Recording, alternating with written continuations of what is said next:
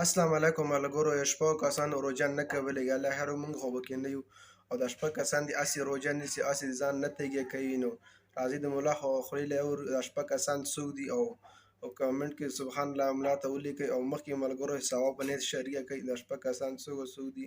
احادیثو د رسول الله صلی الله علیه وسلم کې یو شپږ کسان راغلي دي چې د هغې الله رب العالمین د هغې روژه نه قبلوي بلکې یو عمل یې نه قبلوي.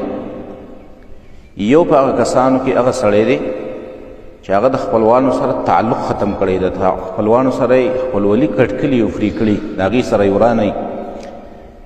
حدیث کې راځي ابي هريره رضی الله تعالی عنه فرمایي وی رسول الله صلی الله علیه وسلم فرمایلی دي د دې بندګانو اعمال الله رب العالمین ته د هرې جمعې په شپه باندې پیش کیږي. د غونډې هفتې اعمال الله ته د جمعې په شپه باندې پیش کیږي. نو فلا يقبل عمل قاطع رحمین. رسول الله صلی الله علیه وسلم فرمایي د هغه سړي عمل نه قبلیږي چا چې د خپلوانو سره قطع تعلق کړی، د هغې سره خپلولي کټ کړي، د هغې سره خپلولي فري کړي. دویم او دریم او څلورم نمبر درې کسان نور په یو حدیث کې راغلي دي.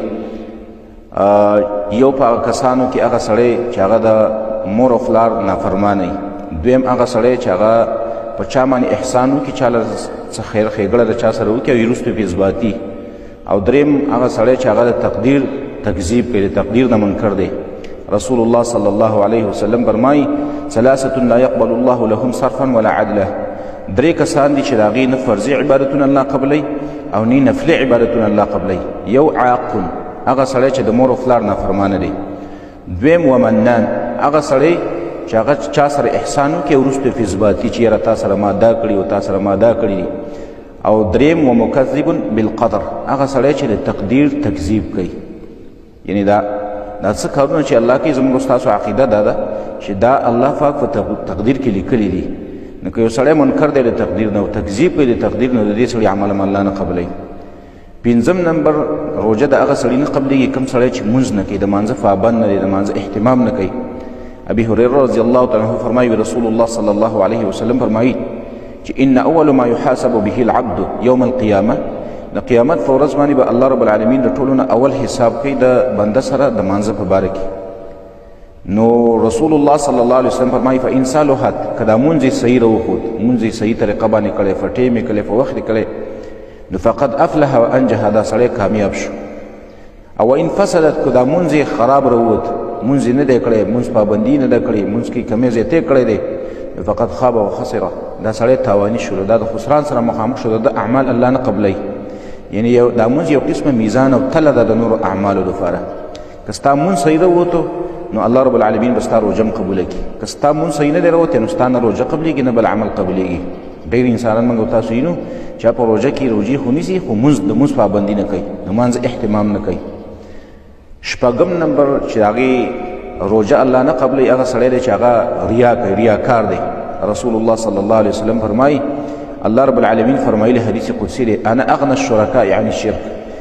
الله رب العالمین فرمایي زه په ټولو شریکانو په نسبت باندې ډېر غنیمه د شرک نه.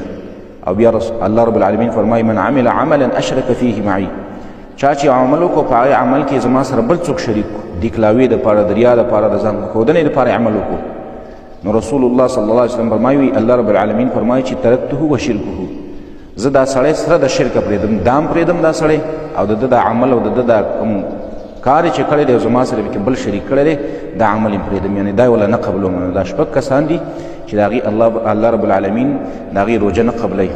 یو هغه چې د خپلوانو سره خپلولي کټ کوي، دویم هغه انسان چې هغه د مور او پلار نافرمانه دی، دریم هغه انسان چې چا باندې احسان وکړي او بیا یې پرې وروسته اثباتي، څلورم هغه انسان چې د تقدیر نه منکر دی او تقدیر نه مني، پنځم هغه انسان چې هغه د مونځ پرېښودونکی دی، مونځ نه کوي، او شپږم انسان چې هغه د ریاکار دی، ډکلاوه کوي، روژه نیولو کې ځان ښیي خلکو ته چېرې خلک راته